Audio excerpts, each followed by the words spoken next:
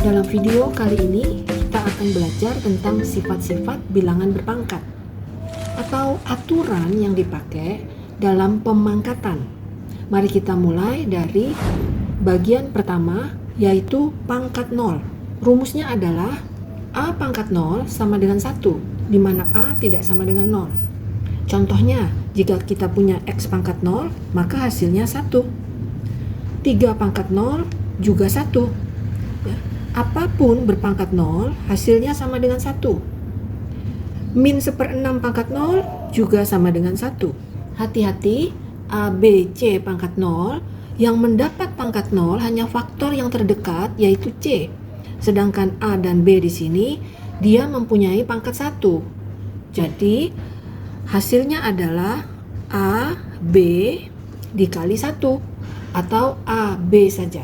Beda dengan A, B, C, seluruh faktor di dalam kurung mendapatkan pangkat 0. Jadi kembali lagi kepada rumus. Apapun dipangkatkan 0, hasilnya 1.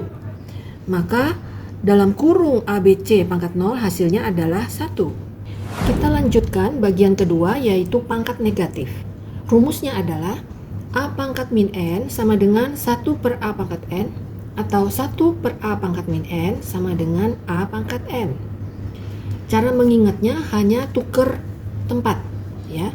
Dari pembilang dia akan turun menjadi penyebut, pangkatnya berubah tanda. Jadi pangkat minus menjadi pangkat positif. Nah, sebaliknya dari bawah naik ke atas, jika pangkatnya minus berubah menjadi pangkat positif. Atau jika ada pecahan A per B dipangkatkan min N, kita tinggal balik. B per A pangkatnya menjadi positif N. Contoh, jika kita punya 2 pangkat min 3, maka sesuai dengan rumus ini menjadi 1 per 2 pangkat positif 3, atau sama dengan 1 per 8. 1 per 3 pangkat minus 2. Ini adalah pecahan, berarti kita ikut dengan rumus, kita balik supaya mendapatkan pangkat positif. 3 per 1 pangkatnya positif 2, sama dengan 3 pangkat 2, atau 9. 1 per 3 pangkat min 1. Ini adalah pangkat negatif, letaknya di bawah, kita naikkan ke atas. Jadi 3 pangkat 1 per 1, sama dengan 3. 2 pangkat min 1 di atas, 3 pangkat min 1 di bawah. Kita tukar tempat atau tukar posisi. Apabila dia turun jadi 2 pangkat 1, 3 pangkat minus 1 naik ke atas jadi 3 pangkat 1. Hasilnya adalah 3 per 2. Pecahan 2 per 3 dipangkatkan negatif 2, berarti kita balik menjadi 3 per 2, pangkatnya positif 2, dan 3 pangkat 2 itu adalah 9, 2 pangkat 2 adalah 4. 9 per 4. Negatif setengah pangkat minus 2.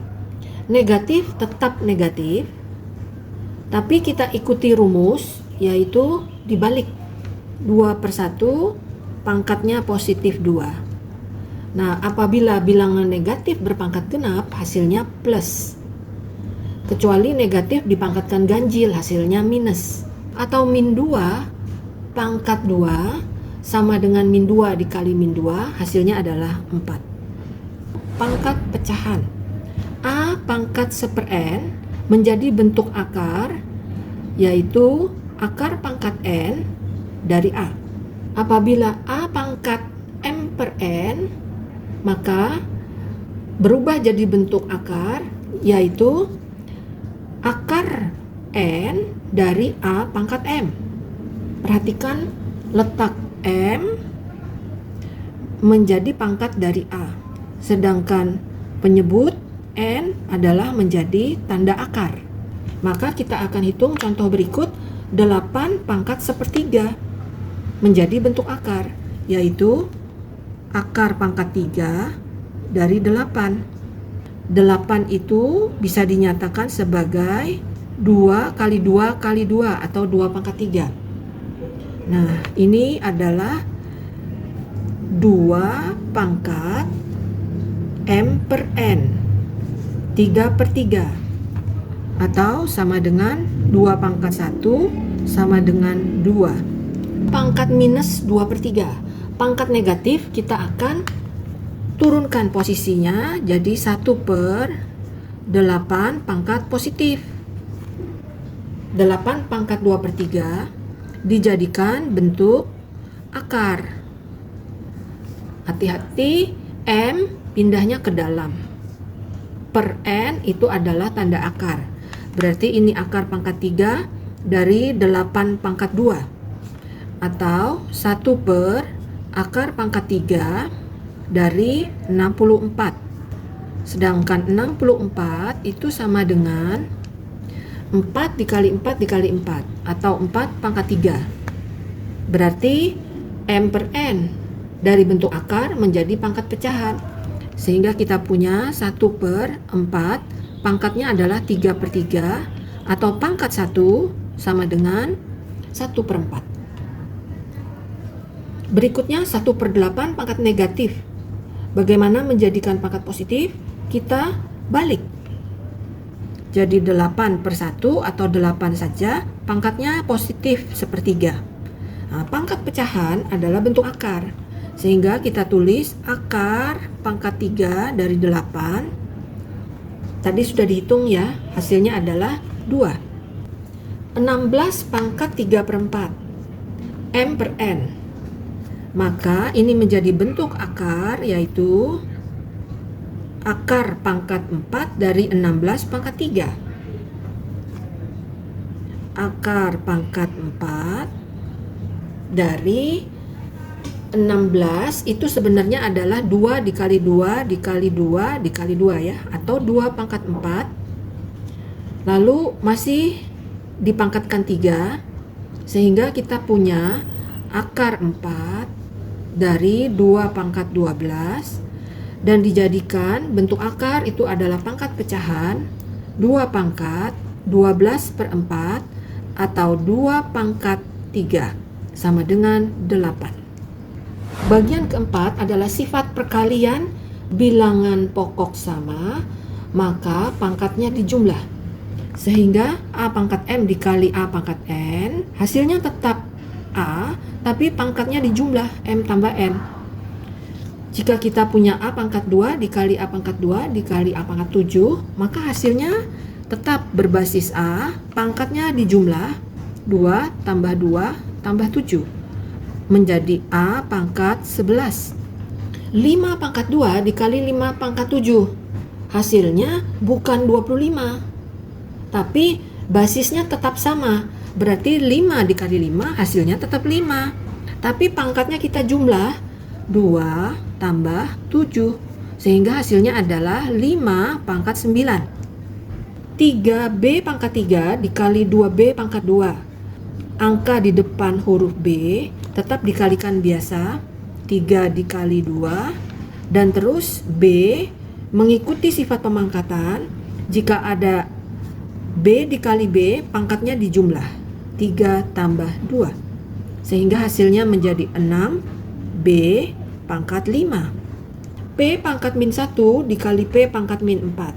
Bilangan pokok sama, hasilnya juga tetap P pangkat dijumlah. Min 1 ditambah min 4, hasilnya adalah P pangkat min 5. Pangkat negatif adalah pangkat tak sebenarnya, maka kita selesaikan menjadi 1 per P pangkat 5. Q pangkat 2 dikali Q pangkat min 2. Apabila bilangan pokok sama dikalikan, maka pangkatnya dijumlah. Jadi hasilnya Q pangkat 2 ditambah min 2. Atau Q pangkat 0. Apapun berpangkat 0 hasilnya adalah 1. Berikutnya 3x pangkat 2y dikali 5x pangkat 3y kuadrat. Hasilnya adalah 3 dikali 5 yaitu 15. X pangkat 2 dikali x pangkat 3, maka pangkatnya harus dijumlah menjadi x pangkat 2 tambah 3. Dan Y pangkat 1 dikali Y pangkat 2, pangkatnya dijumlah 1 tambah 2. sehingga hasilnya adalah 15 X pangkat 5 Y pangkat 3. Bagian berikutnya adalah sifat pembagian.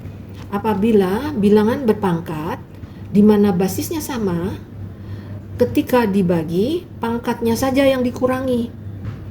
Jadi, A pangkat M per A pangkat N, hasilnya adalah A pangkat M min N. Berarti X pangkat 4 dibagi X pangkat 2, hasilnya adalah X. Pangkatnya dikurangi, 4 dikurang 2, sehingga menjadi X kuadrat. 3Y pangkat 19 dibagi Y pangkat 11, berarti hasilnya tetap 3.